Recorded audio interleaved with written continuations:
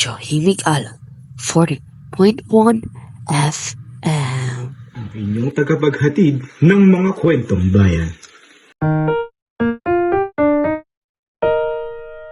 Magandang araw bayan, ako si DJ Gab, ang inyong tagapagbalita. At ako naman si DJ Tina, ang iyong kasama sa umagang puno ng kaalaman at kwento. At syempre partner, hindi kumpleto ang umaga natin kung walang isang alamat na magpapakulay at magpapalawak sa ating imahinasyon. Tama ka dyan, partner. At ngayong araw, hatid namin sa inyo ang isang klasikong alamat na nagmula sa ating bayan, ang alamat ng Sampalok. Isang kwento ng katarungan, pagsubok at higit sa lahat, isang aral tungkol sa respeto, pasasalamat at kung paano ang pagiging makasarili ay may kapalit na tila nagpapakatotoo sa salitang karma.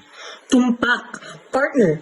Kaya mga mare, pare, bata, matanda, handa na ba kayong makinig sa kwentong magpapainit ng inyong umaga at magpapalalim ng inyong pag-unawa sa tunay ng kahulugan ng katarungan? Handang-handa na, kaya tutok lang dito sa Radyo Himig Alon 41.1 FM, ang inyong kasama sa agos ng mga kwento.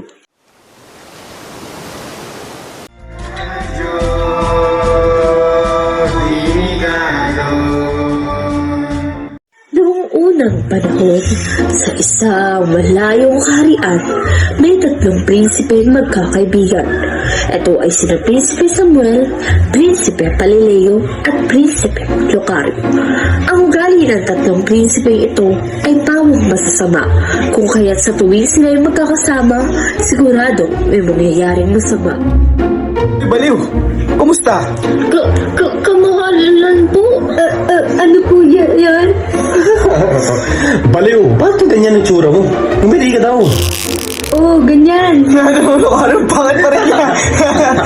Teka. Ekspresyon malungkot naman.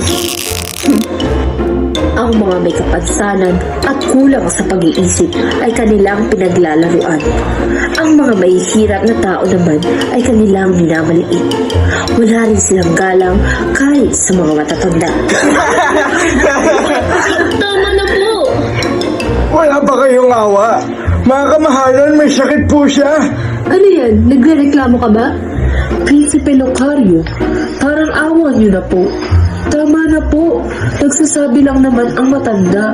Tama po sila eh. Hoy, sino ba kayo para magsalita ng ganyan? Gusto niyo bang maparusahan kayo, ha? Wag po. Ayoko mo parusahan. Lalo ba po may mga kasalanan? Aba, tumahimik kayo. Puro nga lang pagre-reklamo. Isang salita niyo pa ipapadala ko kayo sa kulungan at doon kayo mabubulok.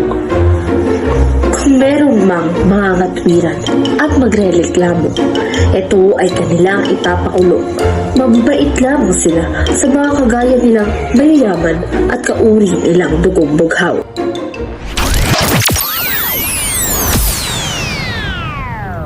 Hay, manong ulam? Oops! Masarap na ulam ba ang hanap mo? Pwes kung saan nga may masarap, dapat pinupuntahan. Wow! Ang juicy ng manok! Sausawan pa lang, panalo na. Hita o paa? Saan ka pa? Kaya ano na, tara na sa Sarap Casa. Grabe! Busog na ako! Ang oras, 30 minuto makalipas ng 1:00 ng hapon. This time check is brought to you by Sarap Casa. Sarap na sulit. Sa Sarap Casa, sulit. And ACS Manufacturing Corporation, ISO certified, world-class quality. Muling nagbabalik ang alamat ng Sampalok. Isang araw, habang sila ay namamasyal, napadaan sila sa isang sapa. At dahil pagod na sila huminto muna at nagpahinga.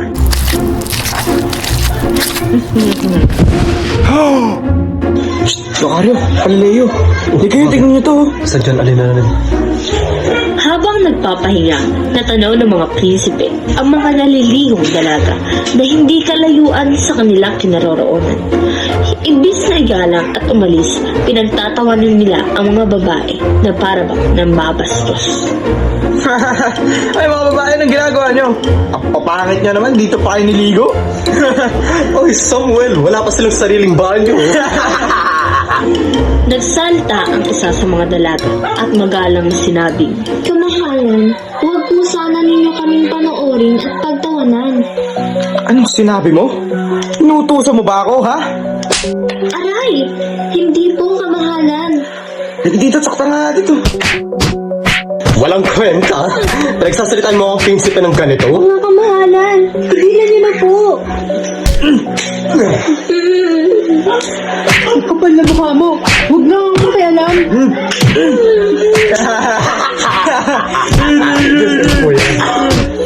Mga kamahalan, tigilan nyo na po. Maawa kayo sa mga babaeng ko. Wala naman sila mga kasalanan. Niligo lamang sila. pero dahil walang ginagalang ang mga prinsipe, kahit na ang matandang ito ay kanilang pinagtutulungan at sinaktan. Bubuga natin itong matanda. Tara. Tama na.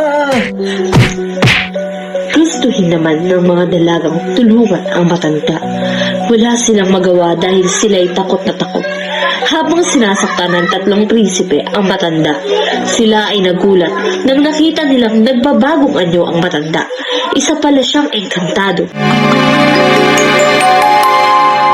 Panahon na upang bigyang wakas ang inyong mga kasamaan.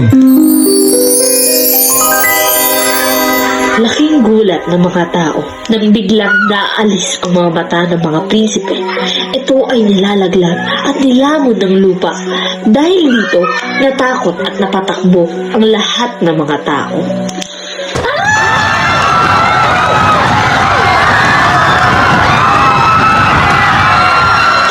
Samuel, hindi ko kayo makita. Ako rin! Ano nangyari? Nasaan kayo? Nasaan kayo?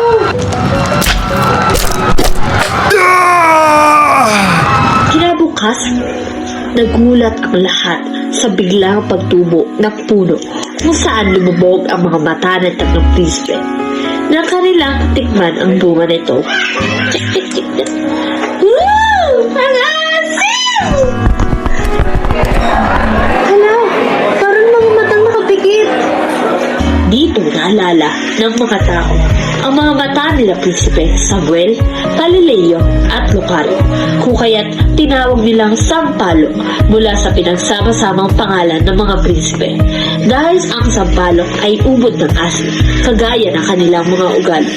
Ito ay ginagamit nilang pampaasim sa mga nilulutong ulam. At siya nagtatapos ang ating alamat, partner. Pero hindi lang ito simpleng kwento tungkol sa isang putas. Tama ka, partner. Itinuturo nito na ang kasakiman at kawalan ng malasakit sa kapwa ay may kaukulang kaparusahan. Ngunit higit sa lahat, ang pagiging bukas palad at makatarungan ay nagbubunga ng biyaya, gaya ng puno ng sampalok na naging bahagi na ng ating kultura. Isang paalala na ang tunay na kayamanan ay hindi lamang nasusukat sa kung anong meron tayo, kundi sa kung paano natin papahalagahan ang mga binigay sa atin, mula sa kalikasan, sa pamilya, at sa ating kapwa. Napakagandang aral, partner, at sana mga kaibigan, dalhin ninyo ito sa inyong puso. Kaya sa susunod nating pagtatagpo, samahan niyo ulit kami para sa isa na namang alamat na bubuhay sa ating imahinasyon at magtuturo ng mga mahalagang aral sa buhay. Ako si DJ Gab. At ako naman si DJ Tina. At Ito ang Radyo Himig Alon 41.1 FM, ang inyong tagapaghatid ng kwentong bayan.